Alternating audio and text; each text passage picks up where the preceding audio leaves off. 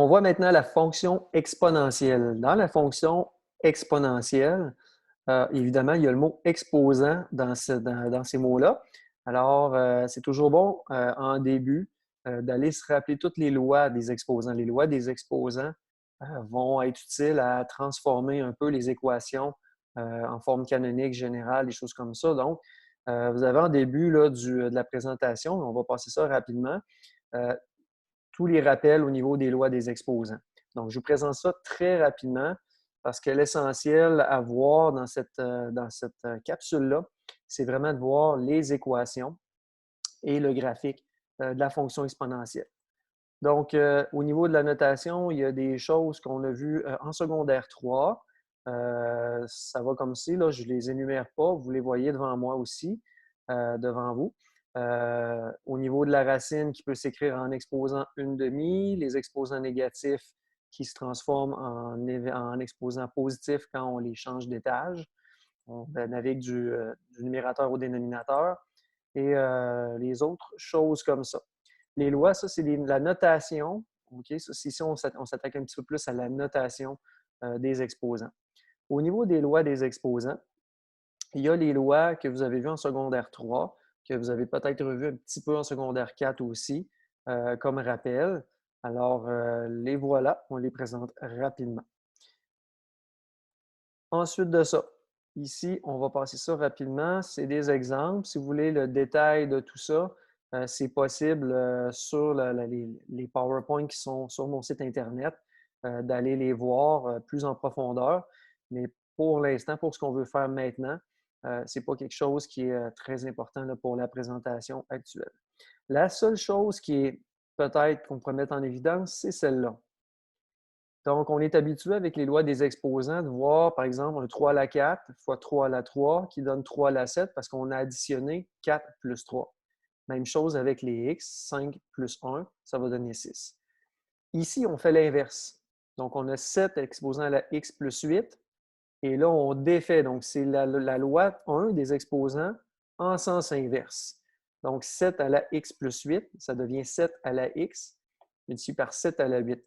Ça, cette portion-là, et aussi celle-là ici, donc je vais l'encadrer aussi avec la division, c'est possiblement les deux choses les plus importantes dans les lois des exposants à retenir parce que c'est de cette façon-là qu'on est capable de jouer avec la forme des équations. Ça fait partie des questions d'examen, de transformer un petit peu les équations exponentielles.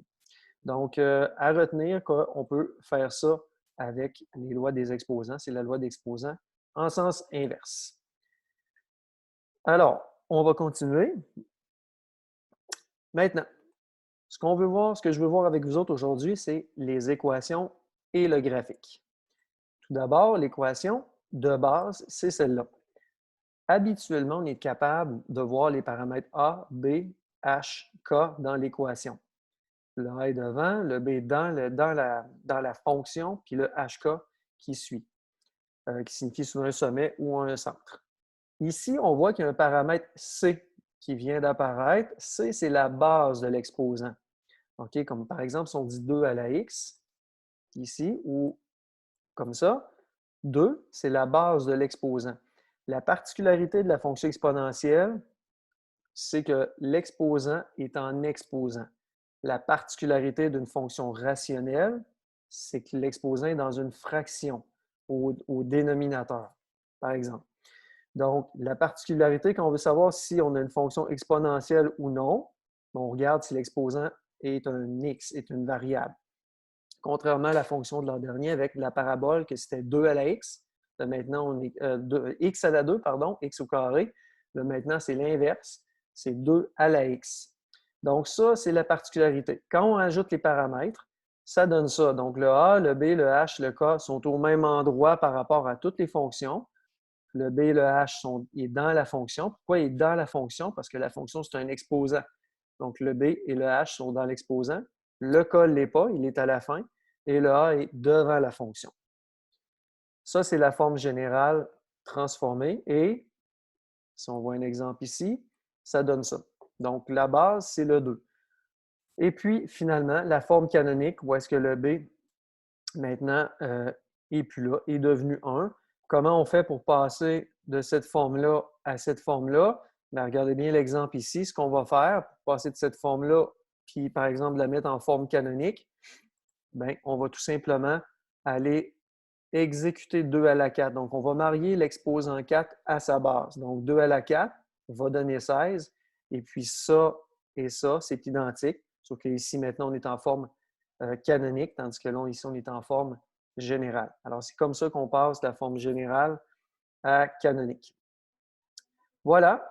On a vu qu'il y a un paramètre C tout à l'heure que je parlais de la base qui est en vert, qui se rajoute. Donc, là, ça peut peut-être faire peur de dire wow, quand on va me demander de trouver l'équation. Il va falloir que je trouve A, H, K et C. Donc, 4 paramètres. On va voir ça un petit peu plus tard dans les prochaines capsules, comment on va faire ça. L'équation, on l'a vu. Le graphique maintenant. Donc, si on prend 2 à la x comme graphique, donc c'est une forme générale de base, ou est-ce que la base C est plus grande qu'un? On va comprendre dans quelques minutes pourquoi on a écrit ça ici. Donc, si on place nos nombres là-dedans, donc on met x vaut 0, 2 à la 0, 1, 2 à la 1, 2, 2 à la 2, 4, etc. On va du côté négatif, donc 2 à la moins 1, ça donne une demi, parce que 2 à la moins 1, c'est 1 sur 2 à la 1. Même chose avec ça, comme on a vu un petit peu dans les lois des exposants tout à l'heure. Et puis, si on dessine ça, on a un graphique qui va ressembler à ça. Donc, dans ce cas-là, jamais, jamais, jamais, on va avoir que le résultat de ça, peu importe ce que je mets comme X, que je mette 1 million ou moins 1 million, ça ne donnera jamais 0 en Y. Donc, ça veut dire que jamais, jamais, on va venir toucher à l'axe des X. Ça, ce que ça veut dire, c'est un peu comme la fonction rationnelle. Quand un graphique vient s'approcher d'une ligne, d'une clôture, sans jamais y toucher, ça signifie que cette ligne-là devient une asymptote. On va voir ça tout à l'heure quand le graphique va être complet. Donc voilà. Maintenant, si on prend une autre base, mais une base qui est entre 0 et 1, exclu. Donc, une demi par contre. Demi, c'est 0,5, donc c'est entre 0 et 1. Ce que ça donne comme graphique va être un peu différent. Donc, si on y va comme ça, même chose pour les négatifs. Je vous épargne le détail de ça. Si vous voulez vérifier la table de valeurs, faites-le de votre côté. Ce que ça va donner comme graphique, c'est que ça va donner un graphique comme ça. Donc, c'est un graphique qui a été inversé horizontalement par rapport à ce qu'on a vu tout à l'heure avec le graphique à 2 à la x. Et pourtant, les paramètres A, B sont positifs dans les deux cas. Ça signifie maintenant que même si A et B sont positifs, on n'a pas un seul graphique de base, on en a deux. On en a deux dépendamment de la valeur de la base de l'exposant. Donc, ce que vous avez à retenir, c'est qu'il y a deux graphiques de base. Donc, je vous épargne les autres graphiques. Voilà. Donc, ça, c'est un graphique ici où est-ce qu'on a une forme de base avec un C qui est plus grand qu'1. Donc, le premier graphique qu'on a vu. Et maintenant, quand on trouve chacun des points, on a qu'on vient frôler une asymptote ici qui est à y égale moins 5. Puis si on marque le y égale moins 5, qui est l'asymptote, il est en lien avec le k. C'est pour ça que tout à l'heure, on va dire que l'asymptote, c'est y égale k. C'est toujours y égale quelque chose parce que le graphique est soit de cette façon-là ou soit de l'autre côté. Alors, on est toujours en train de frôler une ligne horizontale. La ligne horizontale, elle traverse l'axe des Y, donc c'est pour ça qu'on dit que c'est Y égale à quelque chose. Donc, ici, c'est 5.